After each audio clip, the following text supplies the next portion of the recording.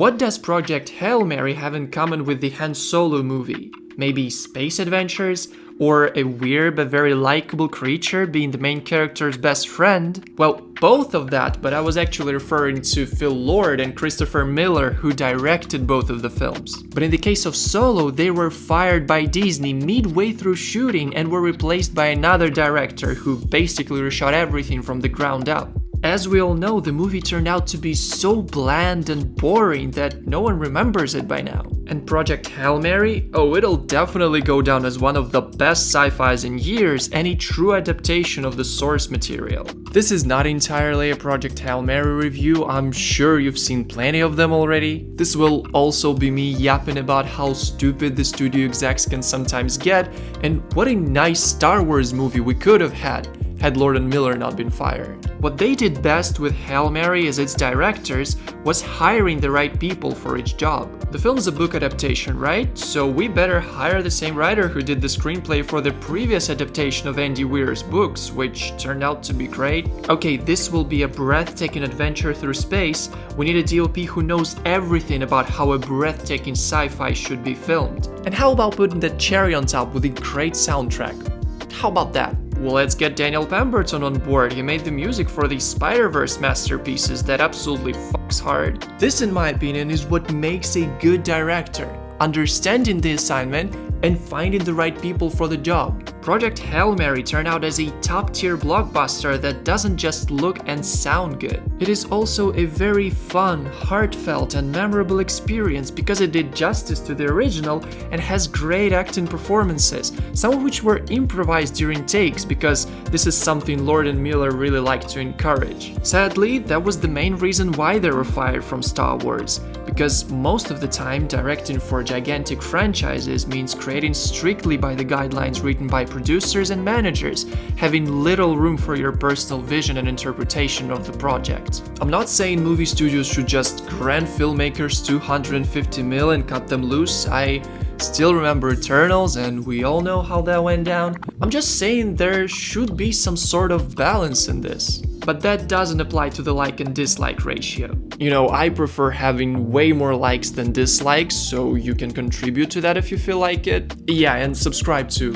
There will be more videos on the way. I've just realized Project Hail Mary is the first movie they directed since 22 Jump Street from 2014, aside from their work on Solo.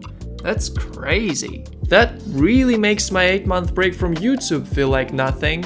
But what they had been doing before their latest directing gig was writing screenplays, and if Cloudy with a Chance of Meatballs put them on the map back in 2009, then the Spider-Verse trilogy is something they'll be remembered for a long time. Spider-Verse is super engaging because of its storytelling and dialogues. We genuinely love the characters and connect with them emotionally because we understand their struggles and tough moral choices. Hell, we even understand the bad guys too. Oh, if only Beyond the Spider-Verse could be released this summer. I'm just dying here. I can't wait for another whole year. And how was the writing in Han Solo's Solo movie? Well, in 8 years since the release, I've completely lost memory of what the plot was even about. I don't remember any of the side characters except for Lando Calrissian. Oh, wait, he's the iconic character from the original trilogy. Everyone knows Lando, that doesn't count. Who the bad guy was? What was his beef with Solo? I've got no clue. In fact, I think I forgot everything about it a few months after I saw it. But I still remember everything about Into the Spider-Verse crystal clear, yet it's also been around for 8 years. I guess the reason for that is because I watched it like 10 times, but that actually proves my point even further. Writing is king. Writing is king. So the only thing about Solo that I've somehow managed to scoop out of my head is that it was so dull, even the Star Wars fans didn't show up in theaters. It earned less than 400 mil globally, making it the first Star Wars flop at the box office, where the other 10 films made billions upon billions. And some of them didn't even deserve the amount of money that Solo has managed to make. Perhaps the same could have happened had the movie been directed by Lord and Miller.